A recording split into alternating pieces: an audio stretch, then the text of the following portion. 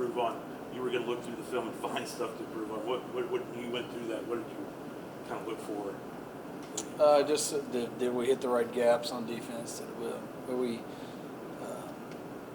had some screwed up calls by some formations they put in, so we had to fix those. Wrong checks. We dropped down on the wrong side of the field sometimes with our coverages.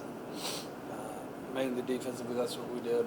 Offensively, we missed some blocks, weren't targeted right on some things, and it could have been bigger plays for us than they were at the time. So, had a holding call on a receiver, which you never want. The guy's got to let it go, and called back a touchdown. So those little things that we got to, get clean so we can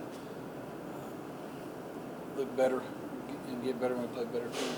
That was 73. I didn't mean it really. I just there's always something to choose from. Right. So, didn't get any work on our punt teams on Thursday, so we got to work on that a little more extra this week with UTPB coming in. So it should be interesting. So talk about that matchup with UTPB and kind of what you're expecting from them. Well, let's talk about them offensively. I think they're really good on the edges with their perimeter guys and their receivers. Kobe Robinson is very good, very fast. Jordan Smart's a good, solid, talented receiver. They got a running back. I want to say his name's Nathan Tilford. He's a transfer from Arizona. He's number 33. He's a bigger guy, kind of a glider as well. Runs the ball hard, and quarterback just he directs it. He doesn't make a lot of mistakes, and that's what they've grown into. Their offensive line's big. They're physical.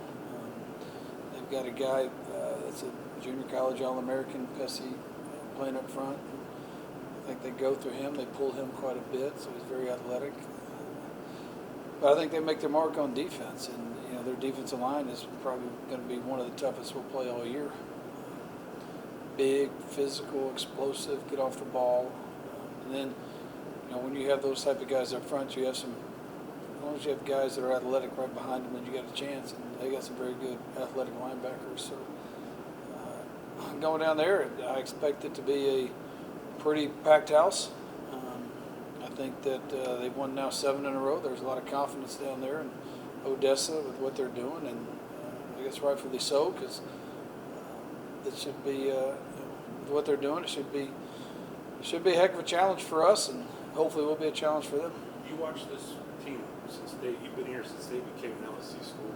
How much have they grown? Creative football, obviously. How much has Kerrigan grown that program in these 5 years? I think the biggest thing is consistency in coaching staff. And I know he's had some guys that have been there for quite a bit, a core group of guys. And then their recruiting's gotten better because they've been able to, win a couple more games here and there. And, we recruit against them all the time. And it's a battle. They've got some facilities that are pretty nice. And, so, it's like I was part of a team that was brand new.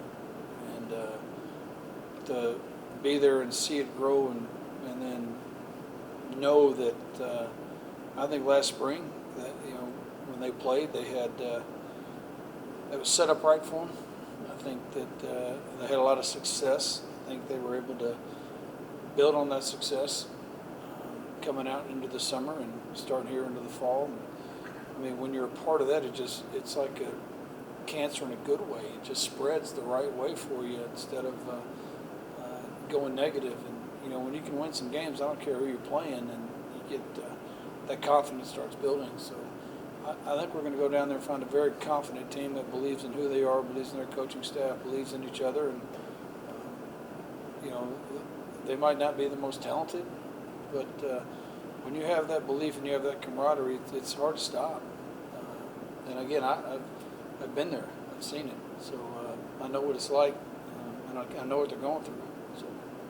And Coach, last week you talked about Heston Marshall being a guy to watch for and everything like that. After that 73 win, some guys getting in that maybe don't see playing time all the time. Was there anyone else that stood out in that game that you were like, okay, that's another one or another 2 guys that could definitely make an impact later on as well? Well, we got 2 defensive linemen, Jamarcus Head and Eric Goodman, that both are true freshmen that I wish we didn't have to play them because a year in the weight room and being redshirted would be very good for them. But, they're very athletic. They can run. They're just undersized right now, which kind of fits our scheme a little bit, but we'd like them to be a little heavier than 215 pounds. But they make up with their athleticism. So they did some things on there that in that game that for their first contest were really good for us. Everybody else was kind of standard. We played some young guys. Ty Dillon played quite a bit at corner and on special teams. Carson Outworth played special teams and safety for us. I think those are two guys that have a lot of talent that, maybe if we could have redshirted them, we would have. But, they're good enough to play, so we play them. But they got a long way to go. The potential is there, but, potential never did anything but lose you games. So. Last week you talked about not having any kind of defensive game plan going in because you didn't have any tape on Texas College, but you guys put you in the shutout. Obviously do a very good job there with a lot of your in-fly adjustments. How do you think all your adjustments went throughout the game? Well, I think it was early, the first 2 or 3 plays that we knew that they were going to have trouble blocking us up front. So I think they went to a passing game mainly to try to offset that, to try to get the ball that quick.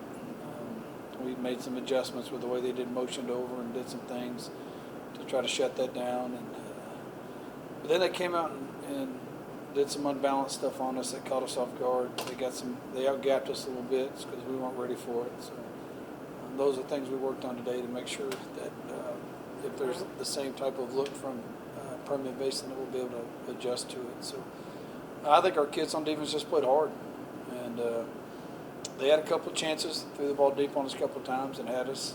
We got to work on that. Our young guys, especially, they were in there. So I think that's the biggest thing is those young guys got a game under the belt. The speed of the game, they've seen it now. This week will be a lot faster with Permian Basin, but I was pleased with the way they played and how they did things and overcame some of that stuff. Even Carradine has fun on social media, some banter. Yeah. They make this. They kind of circled this thing.